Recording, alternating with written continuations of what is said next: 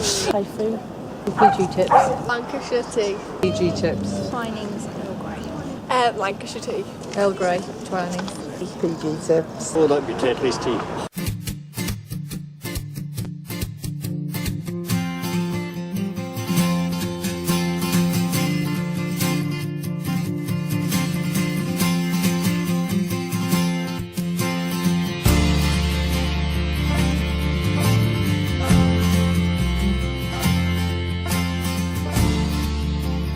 From a drink that was once seen as being only for the older generation, the tea market has now expanded into a huge industry. But why have we all fallen in love with it? Tea has become, well, it is the national drink. I mean, we all like beverages of other types, but at home it tends to be the main cuppa, if you like. Obviously, coffee was known as the sexy drink probably 5 years ago, and I think tea is becoming that now. It's actually getting quite a good name for itself.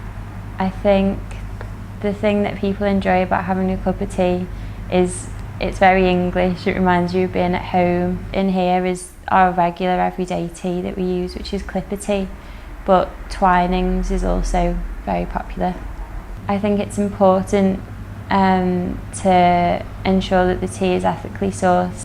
By ethically sourced tea, it means that the people that have made your tea and the people that have gone through all the processes are being paid the right amount for doing so. They're not having like bad working conditions.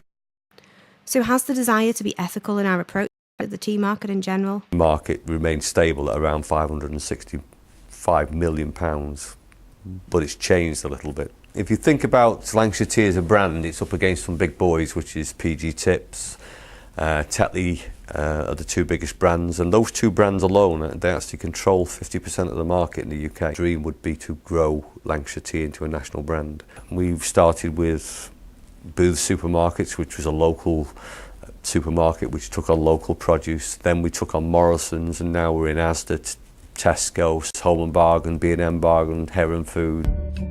With over 3,000 varieties of tea available these days, do we still just drink tea for pleasure? Or are there more benefits to it than just keeping us warm? Because it gives me that. Because it warms you up. It's a comfort type of thing. It's just something I always do. Whether I want it or not, I just drink tea. Quenches my thirst. And I enjoy it. It's nice and it warms you up. Because it warms me up and it's tasty. Probably because of the caffeine. There's a few positive effects of drinking tea. The first one, for some of the patients that we see, it's a good way of actually getting a decent fluid intake in. Sometimes we do advise people to drink cups of tea. For example, if we've got people who are underweight and we're trying to encourage them to eat more, we often have the habit of having a cup of tea with something to eat. So we may encourage certain groups of the population to have a cup of tea and a biscuit to increase their calorie content. We also might advise certain patients with certain conditions like irritable bowel syndrome. We might encourage them to drink something like peppermint tea to help with their digestive problems. So yeah, sometimes we do advise people to have tea. As well as being beneficial for our health, tea also has a range of unexpected uses. Just a few of these include changing hairstyles, seeing the future, and providing us with tasty treats. We use Earl Grey tea in some of our cupcakes. I think it is a popular choice to use Earl Grey tea in cakes because it brings out different flavours and it works well with the cake. The benefits of using tea to dye hair is that it adds just a little bit of colour, like a gloss all over, and puts a lot of shine into it.